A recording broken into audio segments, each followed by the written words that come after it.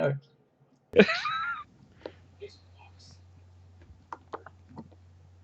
The awkwardness. Hey, welcome to the podcast. Because it doesn't... that's pretty much it. We don't really have a name for this, so it's just the podcast, the MTGAUStream Podcast. He says as he moves his camera a little bit, because it was covering up part of it. Yeah, anyway, no one cares. I feel like we are so prepared today that it's not funny, and everything is balking on me. Better than last week. Much better than last week. Sort of. Yes. Still need to figure out how to record this in MP3 form in the background rather than having to convert it, which is really annoying, and no one has fun with that. No one. Not even me. Minor technicality. So, I am one half of the hostage... Cheshire from Chiffley Plays Games. You can find me here on Twitch at twitch.tv/Cheshire Plays Games. And this is Coops. Coops, introduce yourself, please. Hey everyone, Coops here from The Whole Box and Dice. You can find me at youtube.com/The Whole Box and Dice. And all my 140 characters or less ramblings on Twitter with the same extension. So lovely to be back. Yay! We're treating this as like episode 1 technically, because the other one was like the intro filler cast. So this is going to be a little bit... We're still a little bit disjointed at this point. It's going to take a while for us to get into the groove. And that's fine, because that's what this whole thing is about. So, Coops, I see you drinking water. Yeah, I'm just getting ready because there's a huge amount of stuff going on this week, and I'm pretty excited. Obviously, there's some massive stuff with Pro Tours and stuff coming up, but also a bit of action locally around here in Australia, which is pretty cool, and I think we're pretty well represented at even some of the Pro Tours coming up, which is always nice. Which we'll get into. Always nice. Always nice. Yeah, we will. So. All right, so yes, I think we've got a lot going on. Exactly. So the first thing we'll get into is the community Cork-board and events. Just as a reminder, if you have any community events you want to bring to our attention that we will plug for you for free, we don't even want your money. Well, I mean, we want your money, but we'll do it for free because we're nice people. Lovely people. Exactly. So the next Commander the Gathering, which is a show that I run in conjunction with Joshy TV here on his Twitch. It should be going off on August the 8th at 6 p.m. Awesome. I would say, to be fair, we'll probably end up running a little bit late because Brad has to work that night. And this will be before he goes off to work and directly after I finish work. So I will still be most likely in a monkey suit looking like a complete tool. But this is going to be our hour of... I look forward to it. Yes, it's going to be our Hour of Devastation edition. It's going to be special. There are some special rules that I won't spoil. I'll be spoiled on the day. As for guests, it'll likely be Dananana and Meegs from Card Science. So that's really cool. Awesome.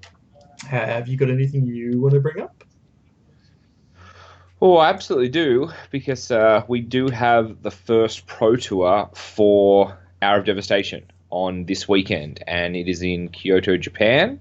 And it is going to be, I think, pretty awesome. And I know we've had some back and forth about where we think where it's going to end up and where the Pro Tour is going to go. And I know we have some very differing views. It was just like, this is going to work. No, it's not. This is going to work. Yes, it is. And I think it's good. It's Standard seems to be really healthy, and as much as I think everyone hated on things like bans and restrictions previously, I think everyone's pretty at peace with where the meta is at the moment, and I love the unpredictability.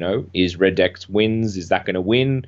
Is a blue-white monument list that came out of nowhere, is that now the best deck in the format? Can control, claw anything back? It's just, I love it. Japan's such a cool place as well, so obviously everyone over there enjoy just the sights of just an awesome culture and awesome community, and they love Magic, so it's a really cool place to give you a tray to go, and I am definitely looking forward to seeing how the meta shapes up, and I believe we have some Aussies over there as well. We'll get to that in a second. Which is we'll get to that in a we second. will. We get to that also. It was very, very cool. But yeah, we is... had some good stuff. But I know you had Drafting Bad live as well, looking at a little bit closer to home focus. We did. We'll get to that in just a second. We don't want to speak too fast through. I just wanted to say that Standard at the moment looks way wide open, which is great. This is probably one of the times, probably the best time in the last 2 years we've seen Standard be this wide open and this available for people to actually just go in with different decks. We will see decks this weekend, I think, that we haven't seen before. That are not on anyone's like radar. Red Deck wins? Well, look, I want to say Red Deck wins because I love Red Deck wins. I really do. But it might not have the reach. It has been posting some decent results, but we'll get to that later. That's later. We'll talk about that later in opinions. I'm just excited. I'm excited about a diverse meta. I'm sorry. As such a standard nut, it's just insane that there's just so much potential. So that definitely gets me very excited. Mm-hmm. Now, GP Kyoto obviously just happened last weekend. What is now last weekend, of course. Chiffley Cole from this Machine Kills Netdeckers Podcast was over there. David Mines, a whole bunch of other Australians. David Mines, of course, being our gold level pro and Australian captain. So they posted up some really good results. Yes. How did they do? They did. I won't say shocked because they're incredible players, but it's always nice to see Australians, represent. And I mean, if you're going to be on a podcast that says this machine kills Netdeckers, then I feel like you need to back that up with some awesome results. And I'm glad that they were both able to do so. And as you said, captain of Australia, which is a huge, huge honor, very cool. Just very, very cool. I was so impressed with how everyone went, and it's great to see that the Aussies are doing well at some international events. We just had the GP here in Sydney, so it's good to see we can keep that going, keep that brand of Australian Magic spreading around the world. Mm-hmm, absolutely, and I think that that's a big thing as well. Like, they represent Australia and they do it well. Neither of them are what I would consider elitist. There was a period in Magic's history where we did have those kinds of players who were just like, I'm better than everyone else.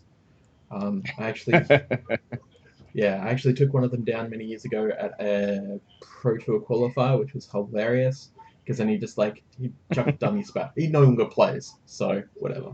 But I was playing my one Shadow Mage Infiltrator Undermine deck. It was an Undermine deck that was basically full of like Factor Fictions and Undermines and stuff, and one Shadow Mage Infiltrator. So it would just use all its card draw to dig towards the Infiltrator and then use that to kill people. That and Undermines. That's so janky. That's beautiful. Janky permission deck, and it was so good. Oh, those are the days, right? Exactly. I miss those days, man. I miss those days where counter spells were like really good. Perhaps a little bit too good. Yeah, maybe too good. Look, absorb. That's all I'm saying. Yes. I think that's all we have from the community Cork-board. Do we want to move on to the community questions that we received this time around? Or question? Yeah, we do. Yeah, and obviously we encourage everyone, as Chesh said, we are very much in our infancy. We did our trial last week, but if you do have any questions, you've just had a GP, you've got the Pro Tour coming up, maybe you've got a question about some of the decks that did really well, or some of the decks you think is going to see coming up, or maybe it's about Commander and the state of play, given that we're in the 25-year anniversary, or as we get a little bit closer to Ixalan, there's been some huge announcements about some new sets coming out. So anything Magic related, if you want to throw us a question, hit us up with the hashtag MTGAUStream, or even just ping myself or Chesh and let us know that it's a topic that you'd love to hear discussed and you'll be tuning in. So we welcome the question from this week, which was, how would you get someone into Magic and what deck would you recommend? And it was from the Mace thing. And I thought this was like, at first I was like, oh man, this is like the Magic question, right? But it is such an amazing question because there are so many people, as you mentioned, like everyone from the casual player to the most pretentious 5-0 are out there, and they all had to start somewhere, right? So they all had to have a first game of Magic. They had to have someone show them the rules, and they would have had to have a deck, whether it was, the best starter deck you can build, or someone just handed them something that they weren't playing with. So how would you get someone into Magic? I think an F&M is an amazing place to start, assuming they have the knowledge and the confidence that they can sit across from someone who is your, day 2 GP pro piloting, Esper vehicles, and they know enough about the format to actually enjoy themselves, because the last thing you want to do is bring someone into an FNM in a competitive environment and send them home 4 rounds, 0-2, 0-2, 0-2, and maybe a bye if they get lucky in the last one. So there's obviously lots of safe places, the kitchen table, just with mates starting off. Wizards has some amazing products like the intro packs, the Planeswalker decks, which is a really good way to familiarize yourself with the mechanics. But maybe there's a different deck that you have in mind, Chesh. What would you recommend for a new player? Well, ways of getting somebody in, I wouldn't say Friday Night Magic personally. I would let the person actually play with a couple of just fun decks to start off with. I wouldn't recommend Commander because it's too bogged down with different mechanics and things like that. Some of the card interactions, the old cards. I'd probably steer clear of doing a format like that. I would suggest, however, grabbing one of the new intro decks, one of the Planeswalker decks, like no longer intro decks, and seeing if your local store is perhaps doing a league. A league can be a really great place to start. Grab some decks, play against your friend a couple of times, then you get to socialize with the store. You get a feel of what the players at your local store are like, which is actually it sounds like a really basic thing, but it is extremely important that you know what the other players are like that you're going to be playing Magic with, so that you can try and build those bonds, try and cement that a bit more than just being, it'll be fine, and then you get there and they're all like a bunch of turds like, dicks out for Harambe! Woo! Because no one wants to play with that person, and if you're that person, I'm sorry, I don't want to play with you at all. At all. I think you're definitely onto something there. And like you said, the Planeswalker decks are a great introduction. I didn't even think of something like a sealed league, to start them off. I know they run a lot of open days, open house, intro deck league. They do open house as well, right? You don't want to take them to sealed. Not sealed. Yeah. Trial by fire. I have all the confidence that in the deep end. How many lands you'll be fine. But they have 13, always 13. Anyone tells you more is insane. Live life on the edge. Crazy, mate. But you have the open house events that they do as well, where they have those pre-constructed decks and they kind of touch on each color and the way that those colors interact. So I remember like the black deck has cards like the Nightmare, the Horse.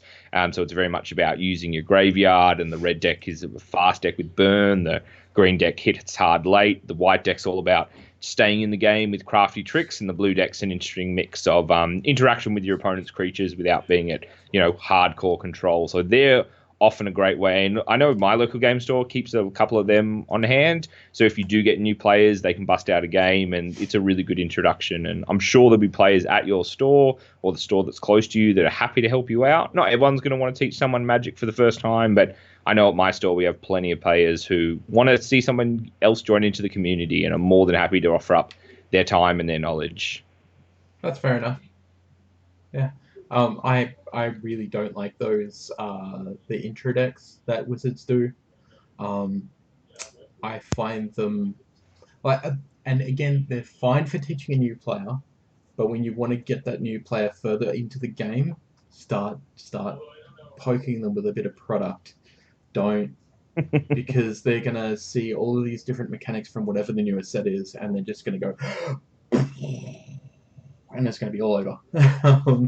Ease them in, which is fine, but I don't know. I just feel like go from the little intro decks you get for free to the Planeswalker deck, and then start weaving them into, all right, well, now you know the basics. Let's have a look at what colors you like to play and start easing them in that way. That would be my advice. Well, I think that's what the open house decks are for, right? Like you get a general feel of how a red deck goes or how a black deck goes. And if you like the idea of burning a player out or, utilizing your graveyard as a second resource, you're not too far off when you play those colors, regardless of where the status standard is. So I think they're good for kind of identifying the type of Magic game you'd like to play. And that's obviously going to change, but you need to start somewhere, right? Exactly. So I think we've answered that question. Do we want to move on to This Week in YouTube? Yes, absolutely. And Cool. there is there's always good stuff happening on YouTube. There's So that's so much good stuff. I do like that we get to touch on the amazing stuff. You know, what have you found, Chesh, over this last week since we last talked? Cool. Well, Jeremy Noell from Star City Games, so youtube.com/Star City Games, does a little project. And not really little, it was little when it started, but it's called Split Second. So it's basically you getting news in about 2 minutes. They're really handy, and I suggest that. Very cool. Rapid fire. Exactly. I suggest the players check that out. They talk about a lot of really cool stuff. If you don't know who Jeremy Noell is, he also does Commander Versus, along with Justin Parnell and 2 guests. So you should check them out as well. I think they've been going for like 8 seasons now. They just put out episode 2. Yeah. But definitely check them out because they're amazing. What have you got for us? Well, I've been absolutely addicted to a mini series that I stumbled along called by the guys over at Mana Screwed, and it is just this like half comedy but very, very appropriate MTG humor. It touches on a player who is very seasoned in the game. He's grown up with Magic, but he's a little bit down on his luck. And he finds himself, you know, without spoiling too much, living in various locations, and he meets all the kind of Magic players that you were just describing. He meets the absolute pro who thinks he can't be beaten. He meets the guy who is almost drooling over his cards because he can't work out which one to play. And it really makes you feel good about no matter which Magic player you are, probably unless you're the 5-0 I never lose dude. It does make you feel really, really, cool about the community, and it's nice to see all the different stereotypes getting a shout out. And the acting is really, really cool, and they're at a very intense part of the mini series at the moment. So they're also running a giveaway as well for a giant Ultra Pro Armon-Ket banner, like the big Bontu monument in the background, like what is it, Armon-Ket landscape. So definitely check them out. They have a very, very cool series. But I think the guys over at Loading Ready Run also reached out to the community this week on YouTube. Yeah, so this was the other thing I wanted to bring up. So Loading Ready Run are moving the Moonbase to Moonbase Mark 5. So what's happened is they've literally had it sprung on them that they're going to have to move their entire base of operations. Sucks. It really sucks. For them to do that, they need everyone's help. And if you can chip in, please chip in. I believe there is... I'll put a link in the description to the video here on Twitch and YouTube. For those of you in chat, there's a link to the actual YouTube video. So go along and donate what you can. Every little bit helps. They're a great bunch of people, and if you don't know who they are, they do various Magic the Gathering streams, including Friday nights for Wizards of the Coast. Friday nights, yeah. They're an amazing comedy troupe, so go and support them. Support your creators. They do, and you're right. They bring a very comical and very lighthearted approach to Magic, and they often do a lot of the set previews as well in terms of the opening weekend stuff or the weekend before. So they have some really, really awesome content. And look, everyone probably is equally, deserves a consideration in terms. But obviously, when stuff like this happens, it's great to see the community get behind them and help them out, especially when, as Chesh said, it literally was sprung on them out of nowhere. So very unfortunate for them, and hopefully it doesn't disrupt them too much with everything that's going on in the world of Magic at the moment. Exactly. You're a bit out of sync, and I don't know why. Oh no. That's right. Super annoying. Doesn't matter. It's just going to be annoying when I watch the playback, because I'm going to be like, I just want to put the audio back in there. I just want to sync it all up. I'm just going to have to make sure that I don't do, because it's going to take me forever. Or 5 ever. Is that what the kids say to be cool? Okay, whatever. So I think next we're whatever. Going there's to, another one. Yeah, whatever. I think we're going to news and opinions. So Unstable. Yes. Now we've got some very differing opinions about this set. So some new set details were leaked, not leaked, but Mark Rosewater did a panel and released. Thank you. Information on this new set, including. There's full art lands. There's foil tokens. Squirrels. Yep. There's going to be squirrels. And that means foil squirrel tokens. foil squirrel tokens. How cute. We've heard that there is apparently 5 different factions within the unset, which sounds pretty amazing. It's apparently going to be a very steampunk set with a bunch of mad scientists. I think that sounds pretty cool. We know that there's going to be at least 2 new mechanics coming. One of those is going to be contraptions. We don't know a whole lot about it yet, but I assume it's just going to be like building things with cards, like artifacts that connect to each other in some way, sort of like the BFG was in the older unset. Other than that, I think we need to have a discussion about why I think the unset is a great idea and why you think it's terrible. Just to jam you in the hole. Oh yeah, well, look, without stealing too much, because I know they did this in response. So and it was interesting. They had probably some different arguments to what we're going to come up with, but have they already done that? I thought they shared an old video. No, they did it in response just yesterday, I think it was, in regard to should they do the unsets. But my biggest issue is, and I'll let you answer this before I throw in my 2 cents. Mm-hmm. What is the best part for you as a player about the unset? If you can only pick one thing, what is the one thing in the unset? Do I have to pick one thing? You have to pick. You can only pick one thing. Well, here's where it's going to differ. Because when the last unset came out, I wasn't playing Magic at that time. Right. So I can't say the play experience as such. But I loved the play experience at home with my friends once I did play with it. Because it was stupid. And it was fun and it was casual.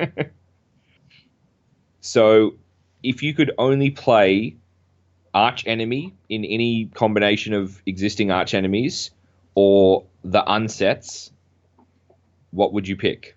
I haven't played arch enemy yet. You have to play it. It's so much fun. Sealed. It's the best. 100% still sealed. Because this was right. Well, I'll answer for you. A stream that we didn't get around to. That's why I bought it. Well, I'll help you out. Please you pick arch enemy 10 times out of 10 because so I get what they're trying to do, right? The whole crazy card text and fourth wall interaction and the full art lands are very pretty, but if the full art lands and the occasional night of silly magic is the best thing that you can come up with in terms of taking away from developing another set like Conspiracy, or even just making another awesome standard set, or working on Magic Digital Next, which is coming out. And obviously it's not the same people doing all of these things, but if you're devoting resources to something that's just a bit of a laugh, it's like the jokes you get out of a bonbon at Christmas time, then I think there's better uses of their time. And for me, as a relatively serious Standard player, and I certainly enjoy Modern and getting into Commander, I have a lot of fun playing Commander, and playing multiplayer Commander games are an awesome way to spend the evening. And playing super janky decks in Modern I find very, very amusing. And playing Standard, I get great joy from building decks. But to play Magic in that silly half vein where it's just a bit dumb for me personally, there's no enjoyment, and certainly not at the retail cost of replacing something like Conspiracy, or having to, dial back my Standard purchasing, or not being able to get another Commander deck online because I'm buying the unset. For me, it's not enough. I can't see the value, and I've only played with it a very, very small amount, but every time I see someone pull out those full art lands across the table from me, I just think these are the only reason that this set is worth any money, because people just want the lands. Okay, but so from an MTG Magic finance point of view, you are correct. Well, partially. There's only 2 reasons why. I'll take the first bit. You are correct. There's only 2 reasons why the set is worth so much money. Number 1 is those lands. Number 1. Number 2 is Richard Garfield. Yeah, okay. Obviously, the guy has some serious... Yeah. You put a card of the creator in the set, people are going to buy it. But... Yeah. And here's the big thing. So, a lot of people complain about the unset more because it's silver bordered than anything else. No. I don't care.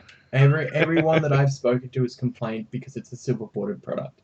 I can't use this card in my X. Now, I'm wondering about this one because Steam Flogger is coming out, and it's going to be black bordered, which means it can be played in black bordered Magic. Yep. That is bizarre. That is going to be the one thing about this set that I think is really weird, because that Steam Flogger is going to be available in a black border.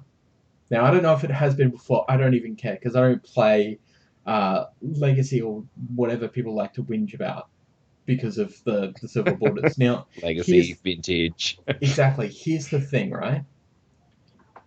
Conspiracy to Take the Crown. Amazing. Okay. Great set. Not complaining. But, because we knew there was going to be a but here. Why did most people buy into Conspiracy?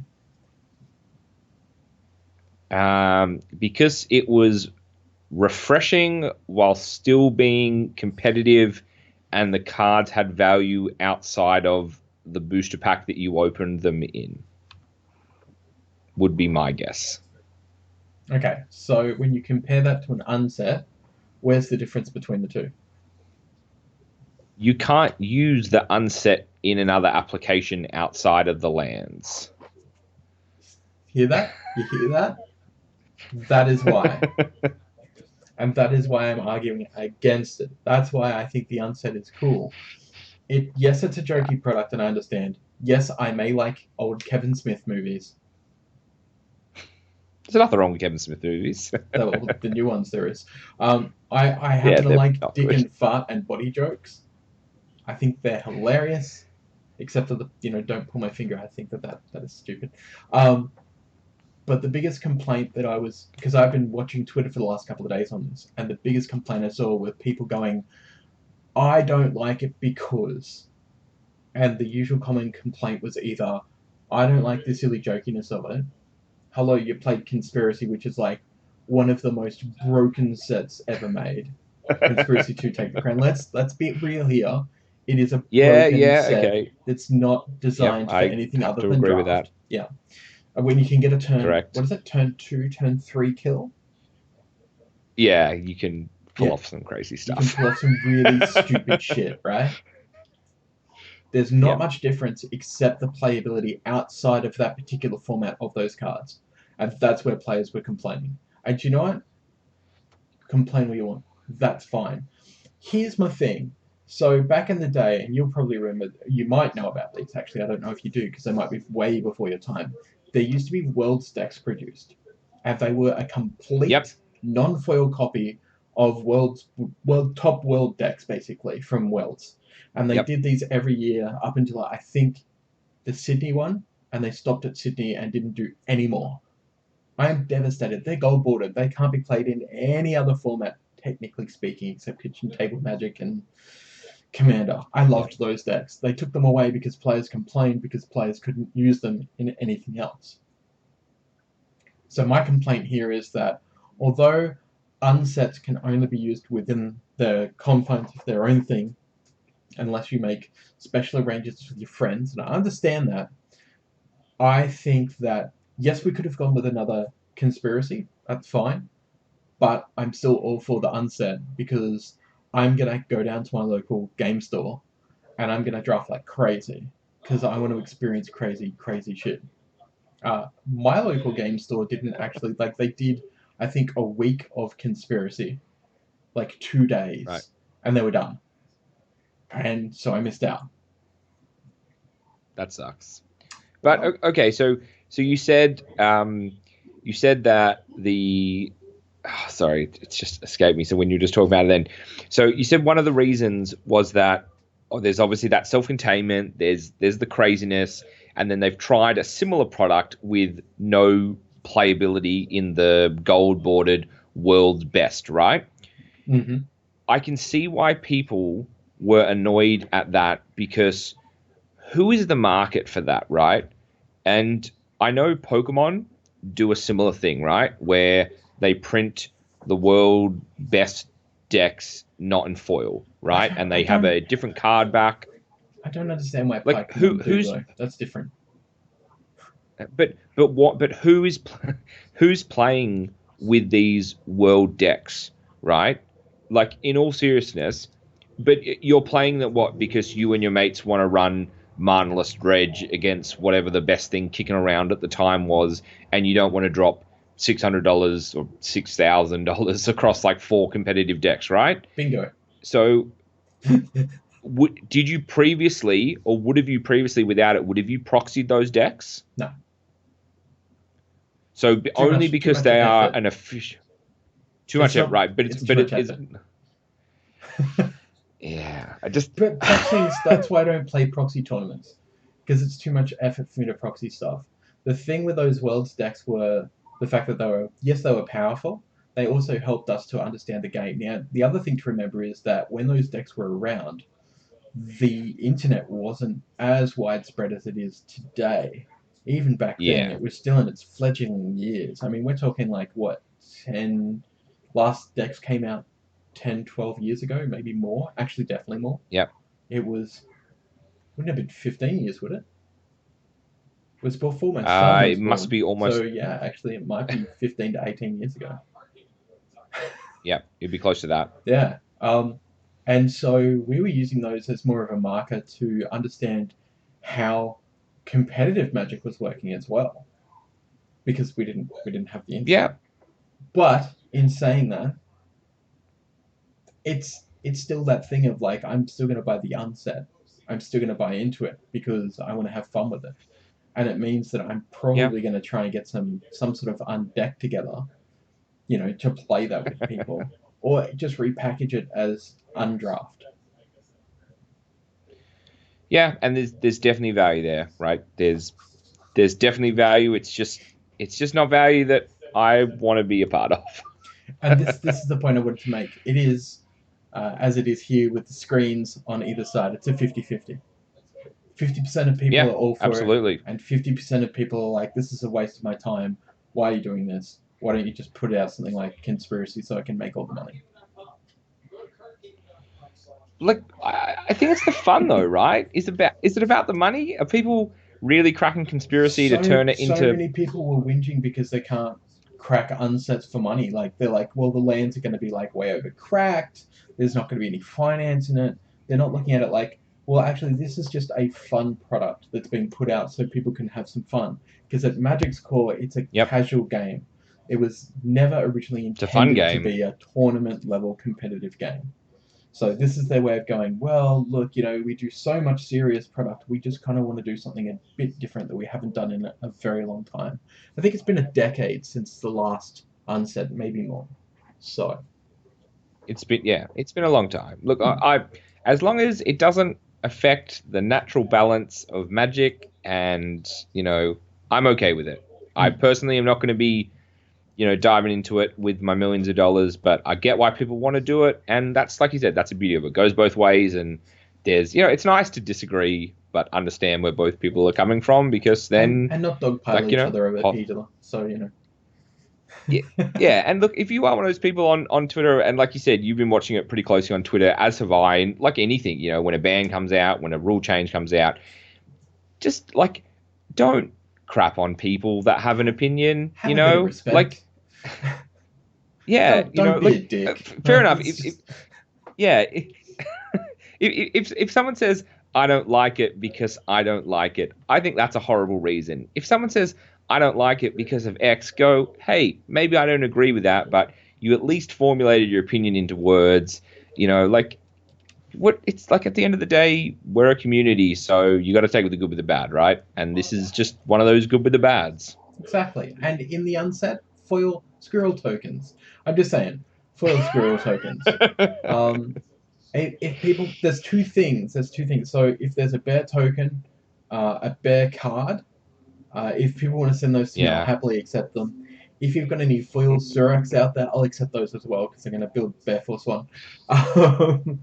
But there's going to be foil tokens. That is horrible. this is the thing I don't understand, right? So we just had this big shake up of promos and stuff, and they're like, Friday Night Magic, Friday Night Magic, Friday Night Magic. We're gonna do foil tokens.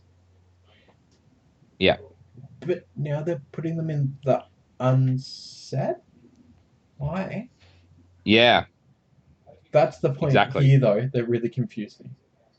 Because I was like, I'm all for it. I'm all for it. Foil tokens? Aren't you doing those for Friday Night Magic? But why would I go and get tokens from this if I can get it from Friday Night Magic or the other way around? I don't. Is it a coincidence? Is the announcement, do they have any correlation? Are they printing foil tokens and they thought, hey, let's scrap promos and we're already doing foil tokens, so let's just do more foil tokens? Like, did that happen? Or is it just coincidental that Mark Rosewater has come out and said, let's do an unset, this is going to be part of it, and at the same time Standard have said, hey, we are eerily doing the same thing? It's weird. Especially when they said of some of Magic's most iconic creature types. And I went, yeah. No, that sounds like you're just taking Friday Night Magic foils, the promos from Friday Night Magic, and packaging them into the unset to help sell the idea. But that means that the unset foil tokens are likely going to be worth nothing, except for the Squirrels. The Squirrels are going to be worth everything. I'm going to get me a whole horde of Squirrels. I'm going to sleep in a bed of Squirrels. I'll be covering my naked body in Squirrels. I'll just be Squirrel tokens all the time. But they also could be worth quite a bit, though, depending on how many people are willing to part with them. It also depends on the border type. So if they change up the border, like they do for the unset lands, then those tokens could quite possibly be worth a lot of money. The only thing I can think of is, as I said, like the Squirrel tokens are going to be the biggest thing in there, because Squirrels aren't. We know, like, Mark Rosewater's been going on for years about how he's been trying to get Squirrels back into products, and Wizards are like, it's a bit too jokey, it's a Squirrel. You know what? It is, and that's fine. But you put, I'm not going to swear, you put Ragavan into a set as a token, but you won't put a Squirrel. You're fine with a monkey, but you're not with the Squirrel?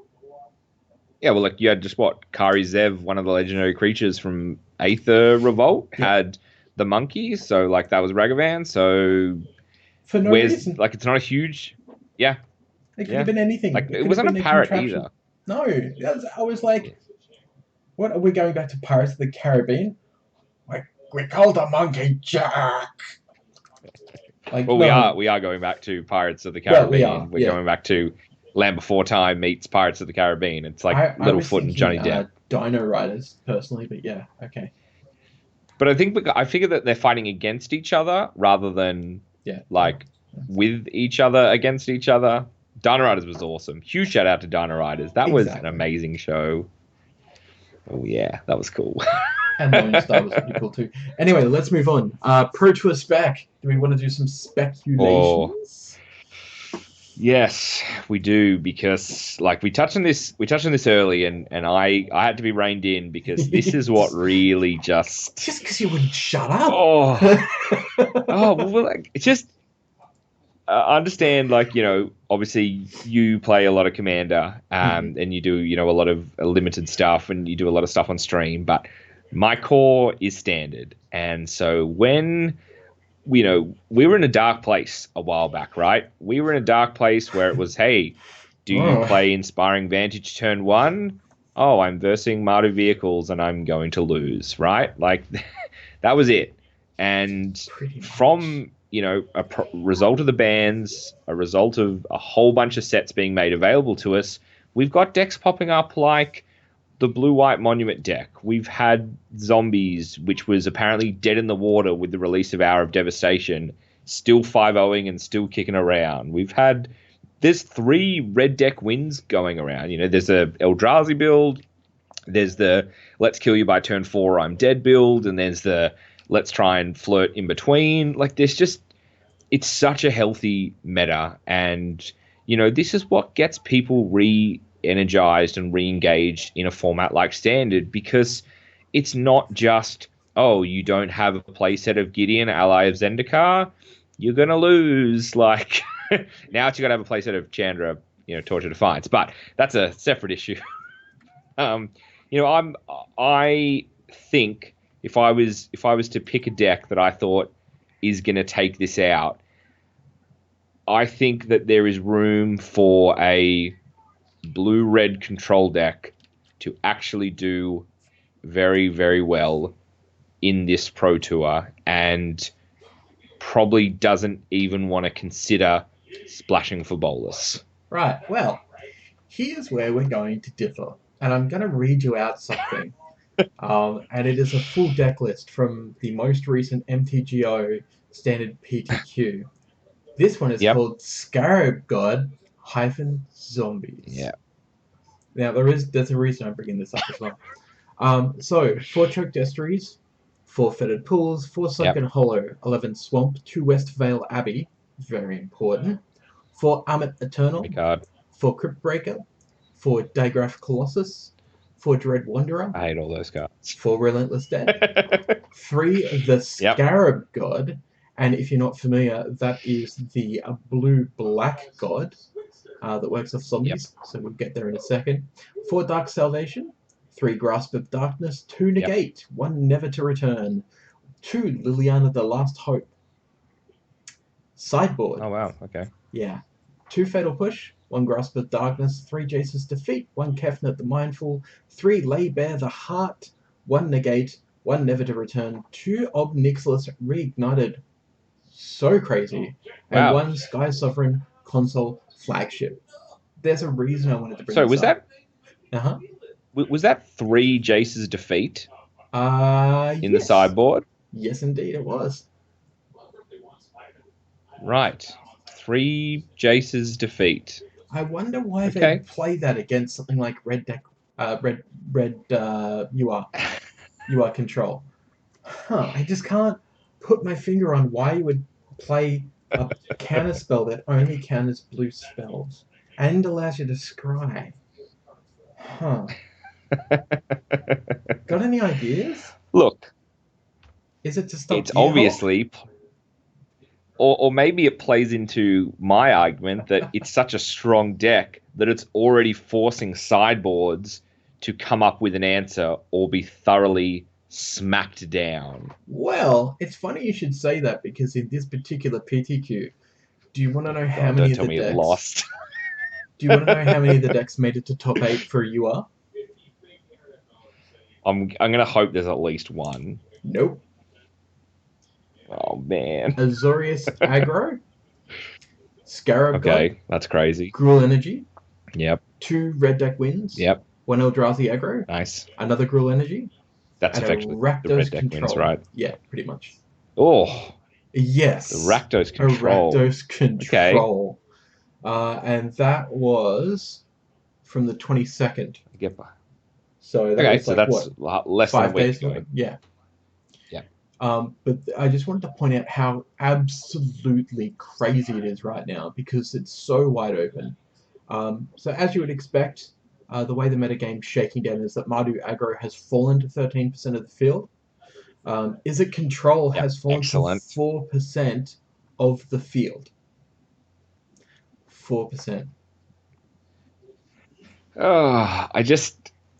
Control players like to keep their cards close to their chest until they are ready to unleash a monster.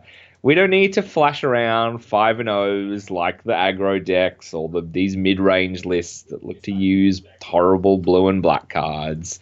We just like to sneak up behind you, slap the cards out of your hand, and just play that little thing called Torrential Gearhulk, which is just such an amazing card. And if the blue-black card lets it resolve and you can't fatal push it and you can't grasp it, you've got no Abrade.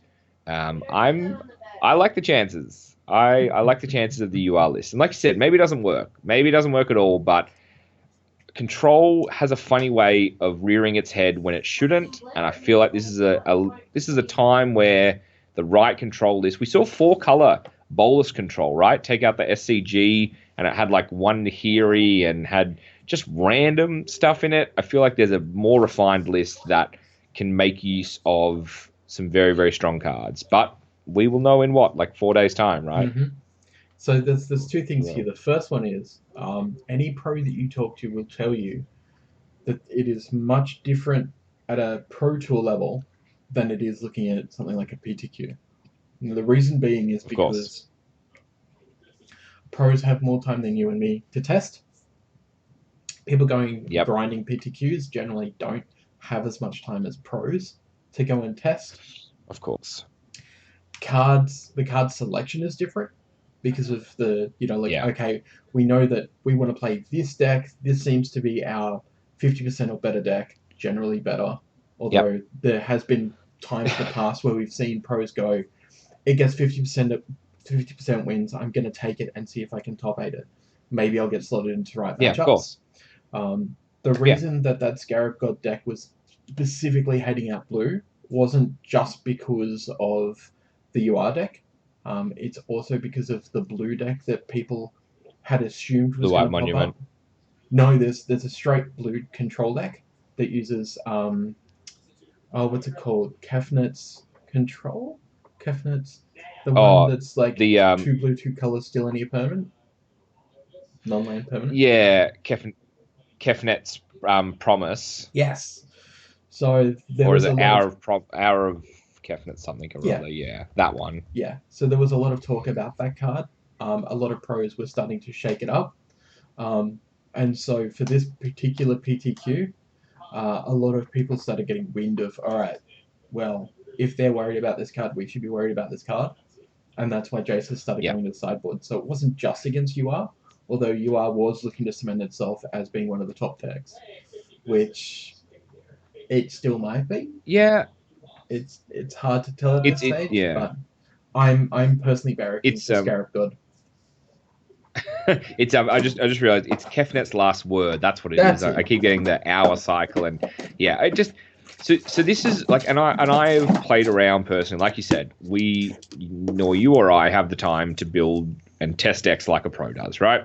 Mm-hmm. I've been playing around with mono blue control. I've been looking at using Kefnet itself, as well as Torrential Gearhulk, a smattering of things like Thing in the Ice, a lot of bounce, and Kefnet's last word for the really prickly get out of jail free stuff, right?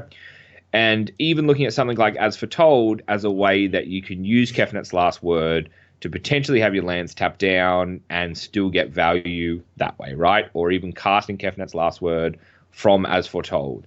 And just the biggest thing I have is if your lands don't untap, right? If I'm a any player, right, whether I'm aggro, whether I'm mid-range, if my opponent's played Kefnet's last word, right, and maybe they have stolen a Chandra or they've stolen an amazing, very valuable card off me, I'm playing as much as I can play next turn because best case scenario, you land a whole bunch of stuff. Worst case scenario, they counter a whole bunch of your stuff, but then they get access to 0 interrupts the next turn.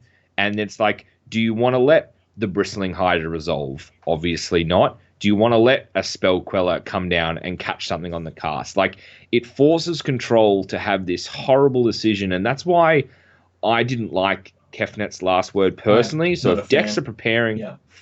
if decks are preparing for that, and look, like I said, we could be totally wrong. This could absolutely wreck it, but the fact that it doesn't grab a Planeswalker, and maybe it would be way too busted if it could grab a Planeswalker, but the fact that it can't pick up that Torch of Defiance or that Liliana on the other side of the board, I just don't see the payoff when you have things like, Engulf the Shores for bounce, Commit to Memory for bounce, heck, even Unsummon for bounce. You've got enough ways... Summary dismissal on a ultimating Planeswalker, disallow on an ultimating Planeswalker. Like, there's enough ways to interact. So the fact that this doesn't pick up Planeswalkers is the biggest issue I have with it. But hey, if there's a mono blue control deck that top 8s, then that will just be the best thing ever because there will be some sour people that are just like, I got knocked out because of mono blue control. So here's my thing. There's only 2 ways mono blue control is going to make it. The first one is a mill deck, which is highly possible. Right. So mill was the other reason they were running it, by the way. Obviously, for obvious reasons. Mill Frank Sanity started awake, sure. Exactly. That would be the only deck that I would assume could potentially make top 8. Anything running the Kefnet's stupid tap my lands down, oh shit, they don't untap, or any of those cards, they are all fairly terrible. They are fairly terrible because you're paying for them twice. It's basically got Echo. And the Echo is potentially locking down all of your lands, and not just the amount you paid, but everything. Because if you go and play something else and then you play one of these in the same turn, you've just locked out all of your lands. If you've got 8 lands and you just played 2 4-costs this and a 4-cost something else, you just lost 8 mana next turn. It is so not a great play, unless you've got a way to untap all your lands, which in these sets there isn't anything that's just going to be like, whoa, lands untap. Yeah. Yeah. So I think personally these cards are just horrible. Yeah, well, you bring up that these cards are horrible, right? I remember when I saw the Ronus's Last Stand, which is the double green, put a 5/4. It's a beast or a crocodile. It's a something or other. It might even be a snake, actually. Which it's probably a snake because it's for Ronus, but is terrible on anything other than turn 2. Yeah. Yeah. So you say that, right? So that's 2 mana, double green for a 5/4. The Blood Rage Brawler, which is an uncommon from Amonkhet, is a 2 mana 4/3 that when it enters the battlefield, so if they counter the cast out of your hand, you don't have to pay the extra, but when it enters the battlefield, you then discard a card, right? So it lands on the battlefield on turn 2 as a 4/3. You have to throw a card away, but you get your lands next turn. When I saw that, I was like, it's like a slightly better version than Blood Rage Brawler, but it's also not a better version of Blood Rage Brawler at all. Why would I want to play this? I like that they tried for a huge tempo. I like that they tried for a tempo play, but you make them too powerful, they define the format. Yeah. You make them how they are, and they're too constrictive for when you need to combo off later on. Otherwise you're practically holding on till you have 1 card in hand, and all you're doing is playing that on that turn on turn 8, and then you've lost the value. Let me play this on turn 8 and discard a land. Yeah. Yeah, it is. I don't know. I will be very excited. So what is your this deck will definitely feature in the top 8, maybe even top 4. What is your this deck is a lock? Scarab. So you reckon? So but blue black zombies, not the mono black list. No, blue black. I think so. You're saying it'll splash the blue for the control element for sure. Sure. So you're comfortable saying that it can't survive without the control element. It just seriously can't. Of course. Yeah. Well, I don't think it can because the format it did go 5. Yeah. Yeah. It did go 5-0. Exactly. But I think the format itself is showing up to be a mix of very so when a new set comes out, we usually see nothing but aggro. That hasn't happened this time. We've seen a healthy mix. That makes me really nervous because that means that those decks are likely going to be a healthy mix. I'm happy that I'm not at that level that I'm playing at that Pro Tour, because right now I'd be scratching my head going, what do I play? Do I play the angry I want to kill you by turn 4 deck, which will stunt half the time and kill on turn 5, which by which time a god might be on the way down? Or do I want to play a god-based deck? I'd probably go with Grixis, to be honest. Then probably play the Scorpion King, because eternalizing from your opponent's graveyard is amazing. Let's give him the correct name. He's not the Scorpion God, he's the Scorpion King. But yeah, the idea of running a deck like that, or even dipping in and making it black, red, green, and running Hapatra and stuff like that. Hey, look at all these -1/-1 counters, I'm going to get me a bunch of snakes. But then you run into Sweltering Suns and it kills your deck. So it's a nerve-wracking time. Those people, those pros in the Pro Tour have to be shitting themselves, to be honest. That just to me sounds like there's a lot of choices to be made. But I'm gonna go with even though my heart wants to pick control, I'm going to say that a list that features God's Pharaoh's Gift is in the top 8. Definitely in the top That's 8. what I'm so. Yeah. I'm I think. I'm going to go out on a limb. I'm going to say there's going to be a God Pharaoh's gift list that does better than the monument list. I'm going to say that there's going to be a. Is there a list that runs both monument and the Pharaoh's gift? Possibly, yeah, because I did see some blue-white. I would probably run a blue-white God Pharaoh's gift with the backup, but I'd probably run it as a monument deck with the gift as the backup. So then you've got access to your graveyard later on in the game. That to me just sounds like balls up, real fun. Like, I'll put this. It's my combat phase. I'll put a 4/4 with haste into play. That's whatever it is. Oh, it also generates me a 1/1 token. So, hey, how you doing? And it forces them to Sweltering Suns, and they're still not going to hit you 4/4. Like, you've just effectively forced their hand to remove the Sweltering Suns. So, I mean, even if you like, you're going to Sweltering Suns, well, blue-white 1 spirit. Ooh, Spellcaller. So there's definitely it has game. It has good game. Yeah, that's how I look forward. I vote we do this first. I vote we do next week's podcast as how wrong were Chesh and Coops. How crap were our choices? Because you know me, I'll be watching it. I'll be checking it out live on Twitch. It's normally the coverage is very insightful. You get the right commentators. They make for a very enjoyable viewing, and you just watch people pull stuff off that you go, of course, that's an amazing thing. I've seen this card 1,000 times, and I've never done this before. And you just go, I'm gonna take this trick down to F&M.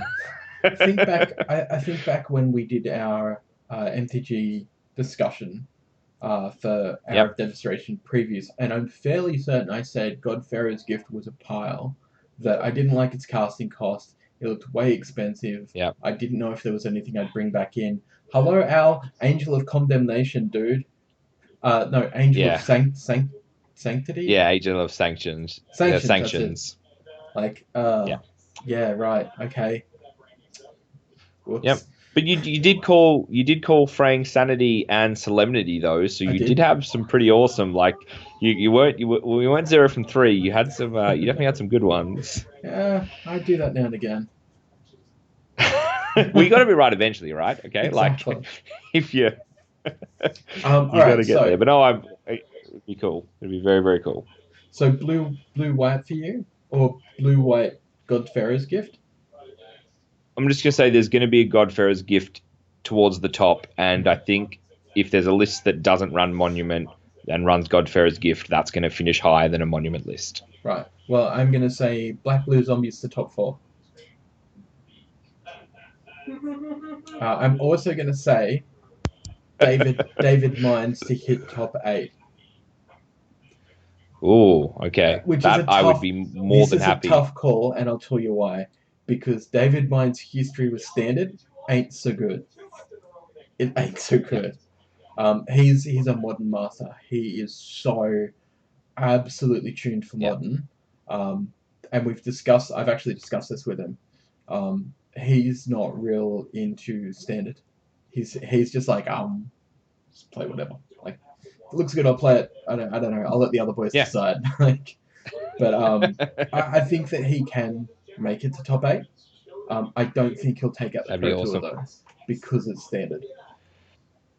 It's like what, 50,000? So nice little payday for him. $50,000, you know. So if he does, hey Dave, just telling you, we need sponsor, mate. I shouldn't say that. Yeah, we called it, so you owe us.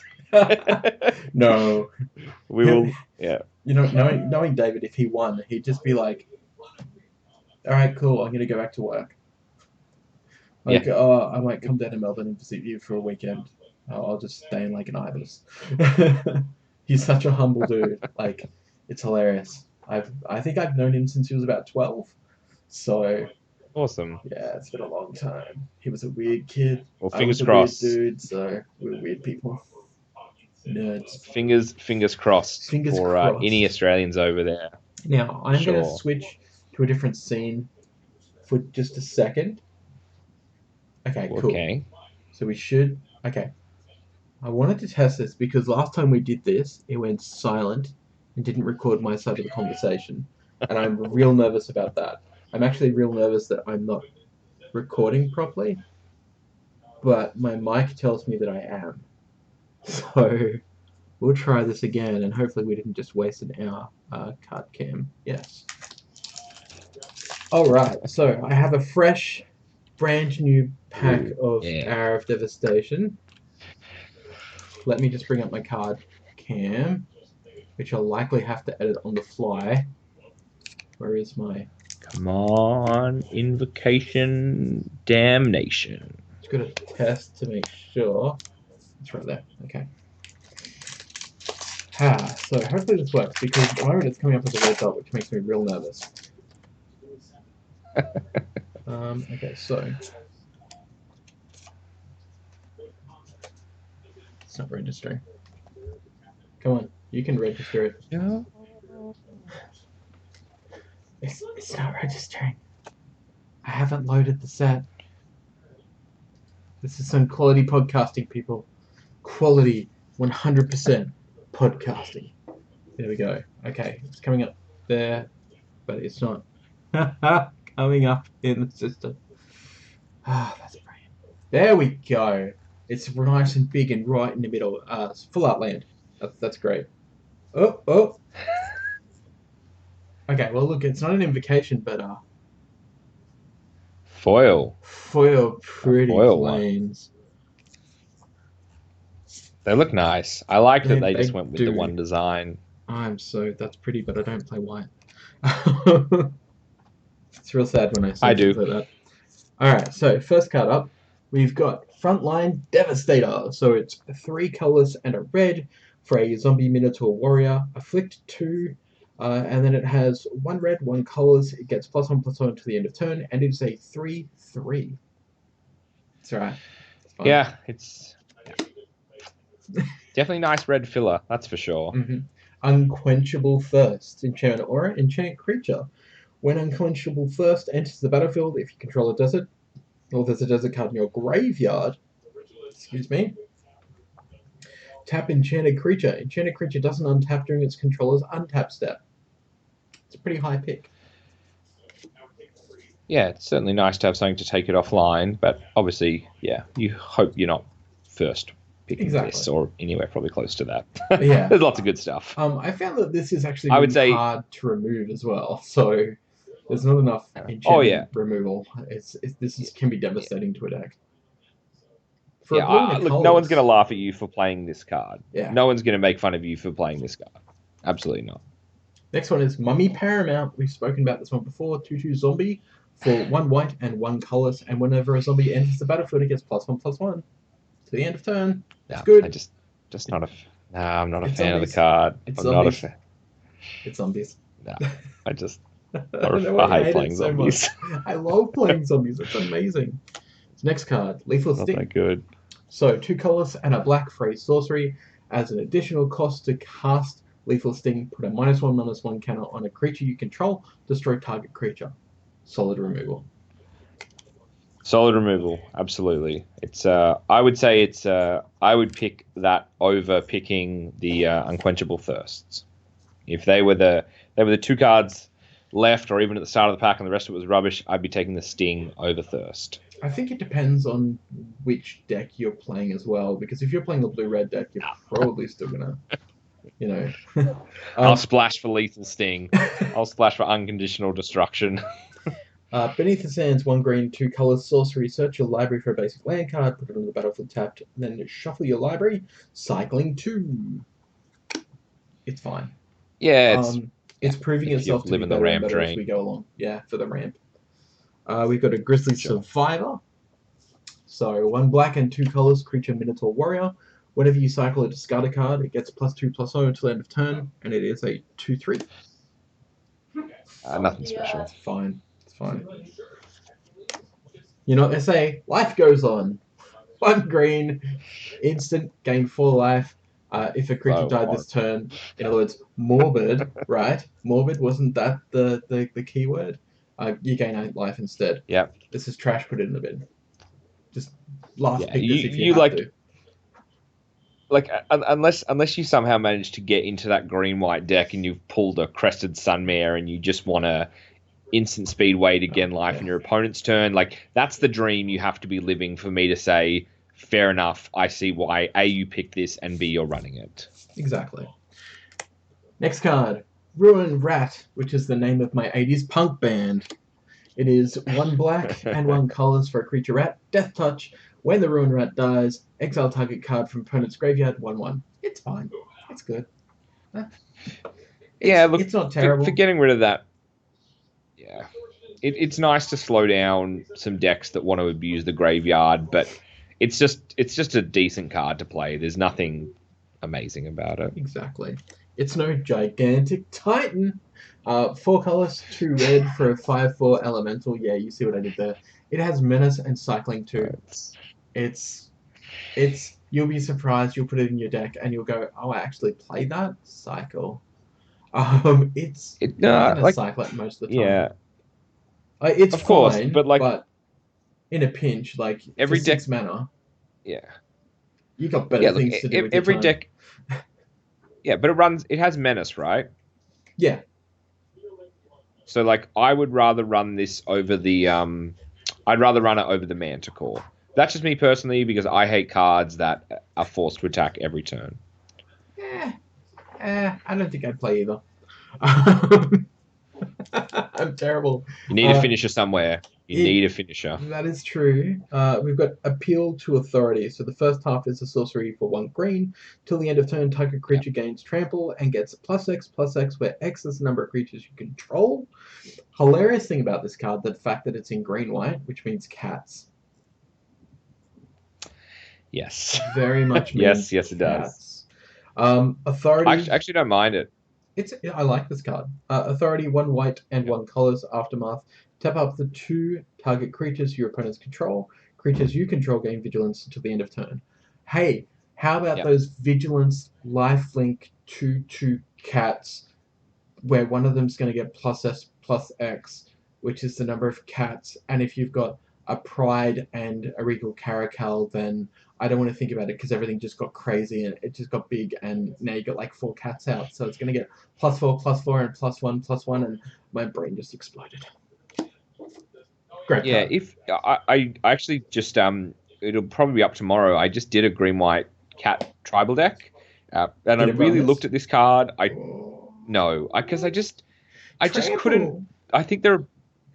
But like trample. Yeah, but I ended up running Ronus's Monument to facilitate that. So yeah, okay, no, that's fair enough.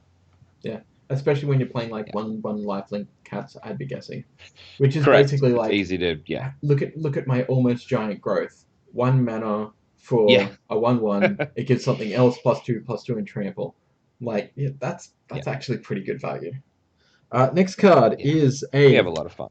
Devotee of Strength, which I've never actually seen before. So 2 colors and a green. Ugh, that's gross. Okay, so Naga Wizard 3/2. So already it's a 3/2 for 3, that's fine. But for 4 colors and 1 green, target creature gets +2/+2 until the end of turn. Not as terrible as it might sound, but fairly terrible, because that 5 mana. Good way to sink mana later on in the game.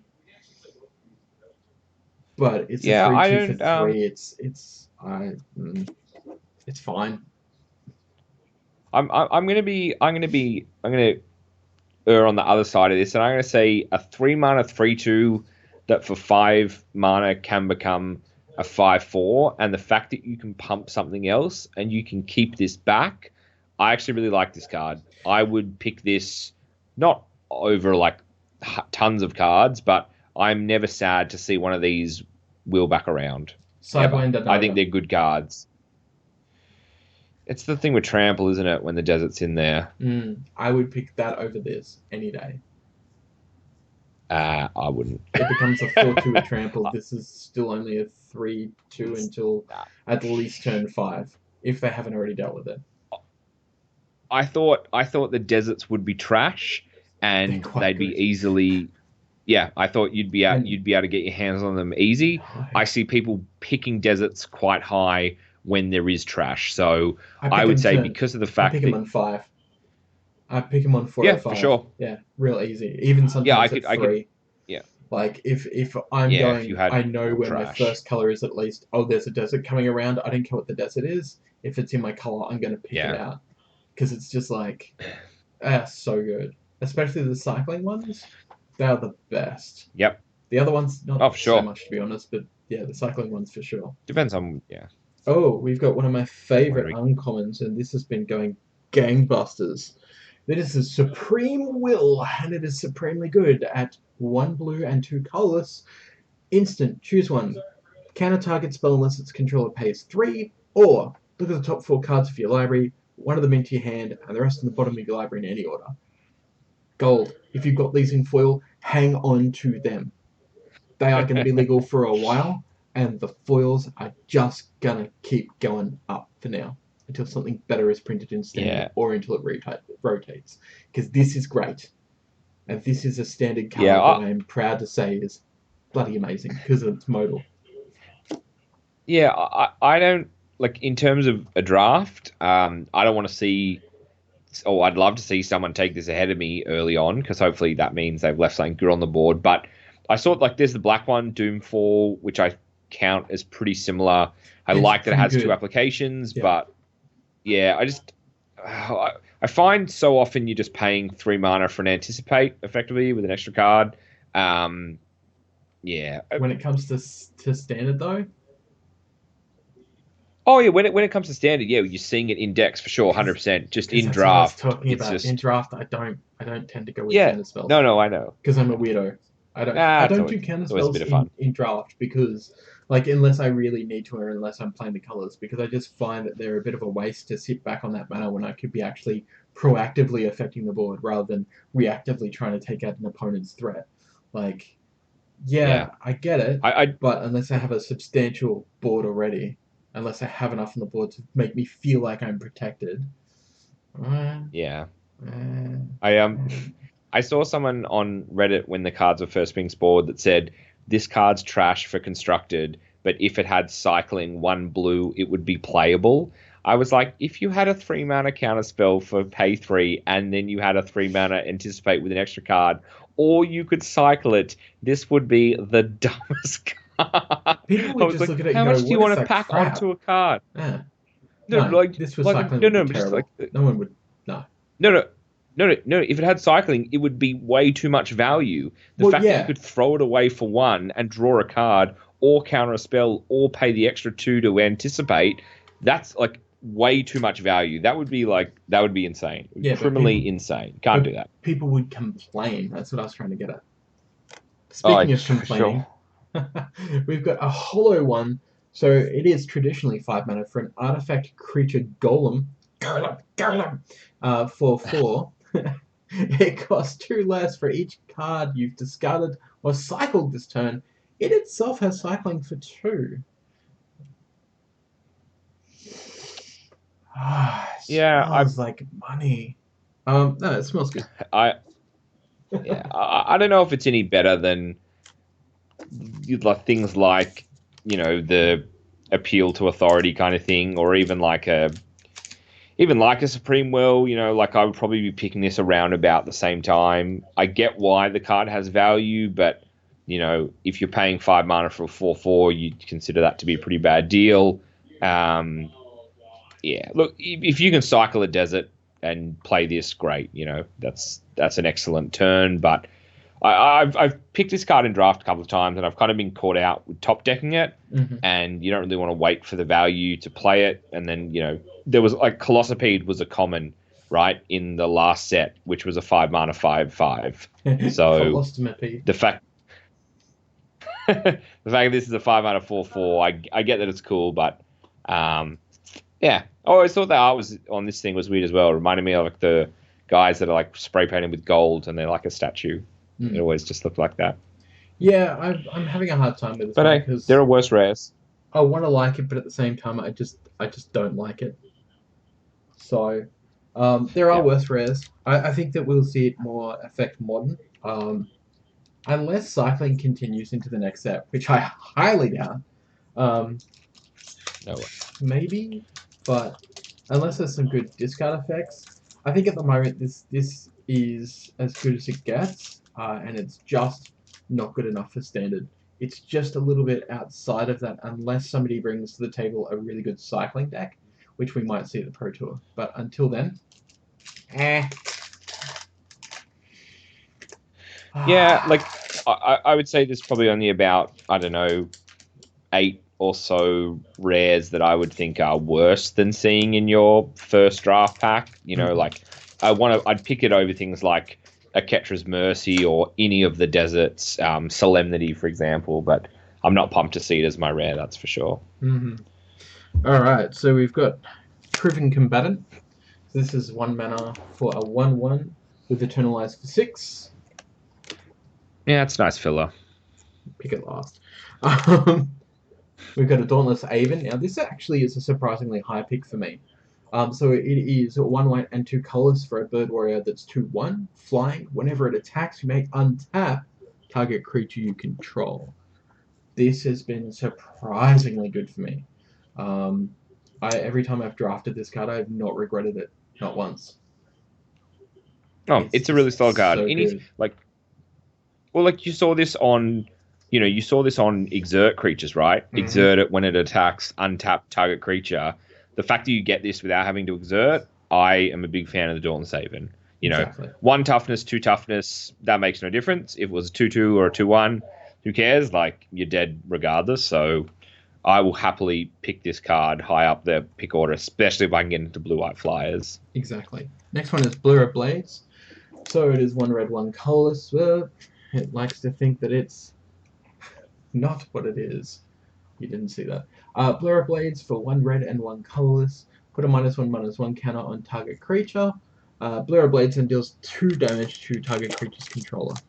It's fine. It's some decent-ish removal. It's just good for shrinking a guy, basically. It's an instant, so you just use it as a combat trick to shrink a guy down, so your guy can block their guy dies, and they take 2 damage. So there's nothing wrong with this card. Beneath the Sands again. We don't want to go through that again. Moaning Wall. Here we go. Here's a zombie for you. You zombie hater. I actually like this one. This one I like because it's a 2 mana 0/5 that cycles. 3 mana. So 1 black, 2 colors for a zombie wall defender, cycling 2, 0/5. It does what it does. I do actually like this. Yeah. It's like my only zombie card that I enjoy. We have Crash Through, which it's filler. I have played maybe once and regretted. Yeah, it's just 1 red sorcery, creatures you control gain trample. It's hard to get the value. Yeah, draw a card. It's 1 red, draw a card, basically, is the only reason I played it in a Prowess deck. It's another all-time favorite. If it's at the end of your pack and you're in those colors, sure. Exactly. Yep. What do we got? We got Oketra's Avenger. 1 white, 1 colorless. Human Warrior. You may exert Oketra's Avenger, and if you do, it doesn't take combat damage this turn for a 3/1. It's solid. It gets through enemy I just lines. have a love-hate relationship. Yeah. With Exert? I have a love-hate relationship with this card. I think it's crap, and then every time I come up against it, it just turns out to be causes really me good. pain. Yeah. And I'm just like, it just remember, never works for me. You can kill it. Just not with of course. combat damage. Because a lot of people won't kill it because they're like, I can't deal it damage. Yes, you can. Yes, you can. Stop it. Yeah. Stop it. Next card up is Strategic Planning. So it is 1 blue and 1 colorless. Look at the top 3 cards of your library. Put 1 of them into your hand and the rest into your graveyard. You know what this would have been great in? Eldritch Bloody Moon. What? Yeah. This is filler. This is filler for me. This is just... Yeah. It's meh. If it was instant, I'd be keen. The only time I ever play this is if I somehow have had 1 or more Frank Sanity in my sealed or draft pool, and I want to try and dig for it. This is how I will dig for it. Live the dream. Yeah. Well, I guess it works. Yeah, exactly. Absolutely live the dream. Desert of the Glorified, because Bontu loves his desert. So, enters the battlefield tipped. Tap to add 1 black, cycling for 1 black and 1 colorless. We were talking about these before. They're pretty high pick for me. I know that they are for you as well. Quite frankly, a lot of people are going to pick these up at pick 3 or 4 just because deserts have become so ingrained in how decks are working, especially with a lot of the green stuff that works with deserts, and a lot of the deserts that work together with other deserts to do deserty stuff and make you desert regret it. So these are pickable. Next one is maybe not that high, I think, sometimes, but like I can see situations where you can get the value. Scrounger of Souls, 4 colors, 1 black, creature horror, lifelink 3/4. Been it. I've still not had any luck with it. Generous Defeat. Yeah. Great sideboard card, deals 5 damage to target red creature or red planeswalker. If that planeswalker is a Chandra planeswalker, you may discard a card and then draw a card. It's an instant. That is solid. Good way of dealing with Chandras. Yep. Well, of course. This pack. Gideon's Defeat. 1 white. Instant. Exile target white creature that's attacking or blocking. If it was a Gideon's planeswalker, you gain 5 life? 5 life. It's a good side card. Yeah. I like this a lot more than Chandra's Defeat. Exactly. Just like the life gain is nice, but throwing away a land to draw something else is good as well. Desert's Hold. 1 white and 2 colorless for an enchantment aura. Enchant creature. Like this one. When it enters the battlefield, you gain 3 life if you've got a desert. That's great. Enchanted no activated abilities. Activated abilities can't be activated. It's solid. High pick. Definite high pick. Potential even first pick depending on what's super annoying. Yep. And the last card is a Swarm Intelligence. Oh boy, this is going to be fun in EDH. Okay, so 6 colors and 1 blue enchantment. Whenever you cast an instant or sorcery spell, you may copy that spell. Bear this in mind because I'm going to talk about this in a quick second. You may need to choose new targets. I think it wasn't Matt Tabak. It was, who was I speaking to the other day? It might have been Lee, or it was one of the Wizards guys. And he was saying that he cast Swarm Intelligence, then the next turn he drew a land, played the land, then he played what's it called? Ridiculous black X spell from Hour of Devastation. Torment of Hailfire. Thank you. Torment of Hailfire to kill his opponent with. Yeah. Bear that in mind because there's 2 things here. So the first one is that was an internal Wizards draft or sealed. So they were all playing. I saw them happening on. Yeah. And when you do this, it is fun, but that's a lot of work. This is not a great card. I'd say this is the worst rare in Hour of Devastation. In saying that, I'm going to break this for draft. EDH. Oh, of course. Yeah, for sure. Absolutely. This and Dreamhalls just screams like, yes, you want to play an Omniscience and Dreamhalls and play stuff for free and pitch cards to draw cards to copy that and draw extra cards off your cards that you drew. It's called Swarm Intelligence. I have the feeling that this is particularly created for UR in Commander. This with the Locust. Yes. Hi, how you doing? For sure. Yeah. See, like I would rather see an Imminent Doom in my pack than this. That's how at least Imminent Doom, it's like cast any spell and you can put some counters on it and deal some damage. But Swarm Intelligence is just crap. If you live this dream and you win, hats off to you, but you're versing some horrible players. Now, there is some talk about this being played in Standard. No way. It costs 7 mana. Why? It's an enchantment. Just don't try it. It's not a good card for Standard. It's not. I want to tell you it is. Because I love jank. And this is my kind of jank. No. Just if it had don't. Yeah. Maybe if it cost 10, right? Like if it cost 9 and a blue and it had hexproof, I would be Nah.